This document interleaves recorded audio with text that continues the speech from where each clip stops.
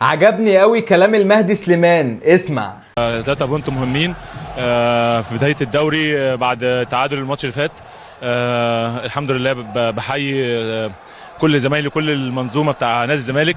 الأيام اللي فاتت والفترة اللي فاتت كلها كانت صعبة علينا كلنا، وزي انتوا كل الناس عارفة ان احنا بدأنا متأخر، بس الحمد لله دي لعيبة رجالة، والحمد لله محدش بيشتكي من حاجة وكله على إصرار ان هو يبقى في ظهر. محدش بيشتكي من حاجة وكله عنده الإصرار. امال ليه الإشاعات اللي بتطلع علينا اللي اللعيبة كلها بتتمرد دي؟ كمل. الجماهير اللي بتيجي ورانا دي واللي في التلفزيون، اي حد موجود واي حد هيأدي الزمالك 100 وحاجه سنه، فما يتاثرش باي لعيب، وياما لعيبه كبيره. يا عيني الزمالك 100 وحاجة سنة ما بيتأثرش بأي لعيب، ياما ناس مشيت وياما ناس جت، والزمالك هو الشيء الثابت.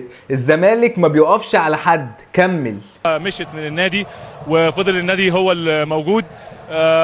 بقول للناس ما تقلقوش، احنا في رجاله في الملعب، اي حد موجود هيسد وهيبقى هيعمل اللي عليه وزياده. اللعيبه دي رجاله عايزه تخلي يعني الجماهير والناس اللي بتشجع النادي فرحانين وبيمشوا فرحانين، واللي قدام التلفزيون ماشيين فرحانين، فبنحاول نعمل اقصى حاجه يعني. فالحمد لله اللعيبه كانت مركزه والشوط الثاني كان مركزه اكتر. بقى هديه للجماهير اللي جايه ورانا من الماتش اللي فات والسنه اللي فاتت كلها، هم دول اللي ياخدوا الجايزه يعني راجل المباراه يعني. وفي 25 و 26. يعني ملخص كلام المهدي سليمان ان الزمالك ما بيقفش على حد واي حد هيسد، ومفيش لاعب من اللي في الفرقه بيشتكي، واللعيبه عندها اصرار انها تسمعنا الحدوته من جديد.